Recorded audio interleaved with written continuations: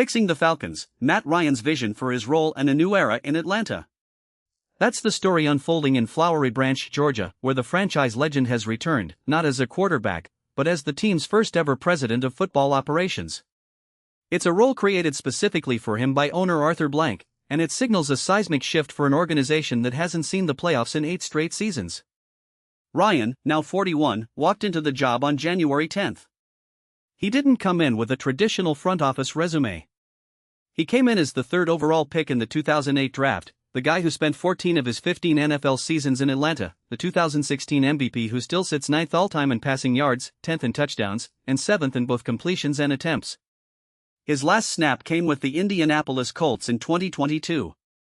After that, he settled into a CBS studio analyst chair. He thought that was the next chapter. Blank had other ideas. After a consulting firm diagnosed the Falcons' vision as fundamentally misaligned, the owner tore up the org chart. He elevated Greg Beatles to president and CEO on the business side, then brought Ryan in to run the football side. The mandate was clear: fix the alignment, fix the culture, fix the results. Ryan's first acts were swift and decisive. On January 17, he hired Kevin Stefanski as head coach.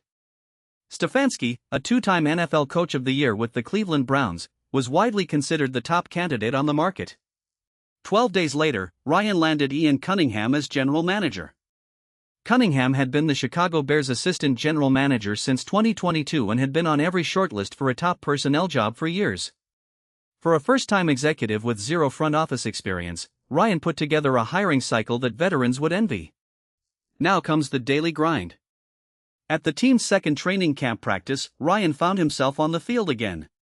Quarterbacks Tua Tagovailoa and Michael Penix Jr. were sidelined, so the president of football operations grabbed a ball and started ripping passes during individual drills.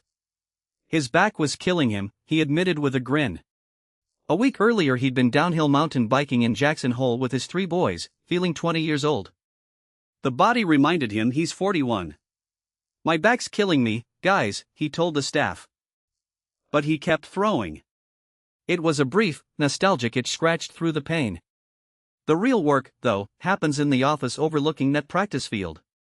Ryan is building something new with Stefanski and Cunningham, trying to end a playoff drought that has defined the franchise's recent identity. He knows the history. He lived it. Now he's charged with changing it. Thanks for listening. I'm your name, and we'll catch you on the next one.